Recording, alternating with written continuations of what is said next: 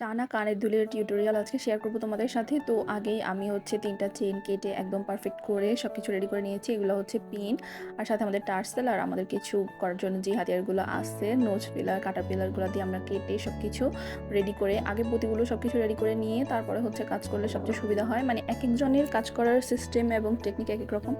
আমার কাছে মনে হয় যে আগে হচ্ছে পুঁতিগুলো হচ্ছে রেডি করে তারপরে একটার সাথে আরেকটা লাগিয়ে নিলে সবচেয়ে বেশি ভালো হয়। অনেকে মনে করে এখানে তো মাত্র কয়েক সেকেন্ডের ভিডিও, খুব ইজি, বাট আসলে এই একটা ভিডিও করতে অনেক বেশি সময়ের দরকার হয়। মানে ভিডিও করতে গেলে কাজের কনসেন্ট্রেশন আসে না, মানে কাজের প্রতি মনোযোগ নষ্ট হয়, যার কারণে মানে অনেক ভিডিও করা হয় না। আবার এমন অনেকগুলো ভিডিও আছে যেগুলো অনেক লং লং হয়ে গিয়েছে, যার কারণে আপলোড দেওয়া হয় না, এডিট করা হয় না। অনেক কাজের ভিডিও আছে যেগুলো হচ্ছে মোবাইলে পড়ে থাকে।